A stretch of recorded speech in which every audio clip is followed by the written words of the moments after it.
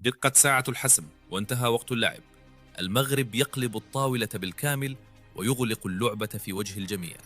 في قلب أمريكا اللاتينية ومن داخل مؤتمر الأمم المتحدة، أطلق الأسد الدبلوماسي السفير عمر هلال قذائف نارية غير مسبوقة زلزلت أروقة القرار. الرسالة واضحة حاسمة ولا تقبل التأويل. لقد حان الوقت لرفع اليد عن ملف الصحراء المغربية وطرد هذا النزاع المفتعل خارج مجلس الأمن والأمم المتحدة.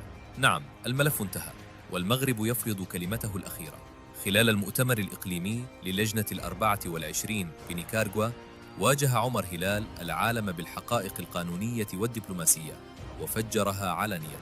استمرار إدراج قضية الصحراء المغربية في هذه اللجنة هو خرق سافر وانتهاك صارخ للمادة 12 من ميثاق الأمم المتحدة. كيف ذلك؟ لأن مجلس الأمن بقراره التاريخي رقم 2797 هو الوحيد صاحب الاختصاص، وهو الذي رسم معالم الطريق بوضوح، كفى استغلالا للشعارات الإيديولوجية البالية. هذا الملف يدخل حصريا في قضايا السلم والأمن، والمغرب لن يسمح بعد اليوم بجعل قضيته الوطنية وسيلة للمماطلة والابتزاز. لقد انتهى زمن التهرب والمراوغات التي دامت لنصف قرن.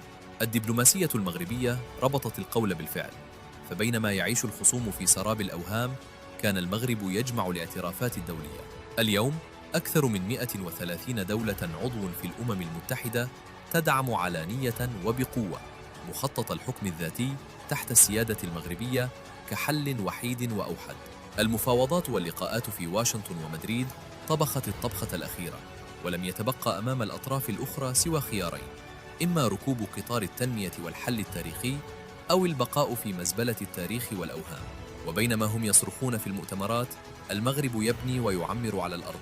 بفضل الرؤية الملكية السامية لصاحب الجلالة الملك محمد السادس، تحولت الأقاليم الجنوبية إلى قطب اقتصادي عالمي بموانئ أطلسية وطاقات متجددة تبهر القوى العظمى. ورغم كل هذه القوة وهذا النصر الساحق، تظهر شجاعة الملوك وحكمتهم، حيث ذكر عمر هلال العالم بسياسة اليد الممدودة لجلالة الملك. المغرب لا يبحث عن تأجيج الصراع، بل يريد حلاً لا غالب فيه ولا مغلوب، يحفظ ماء وجه جميع الأطراف. إنها قمة الثقة بالنفس وقمة القوة الاستراتيجية. القطار المغربي انطلق بسرعة البرق، وحسم الأمر وبقي الوهم لأصحابه.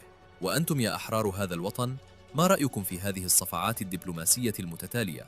شاركونا في التعليقات واشتركوا في القناة فوراً لنشر صوت الحق. عاشت المملكة المغربية الشريفة من طنجة إلى الكويرة، ولا عاش من خانها.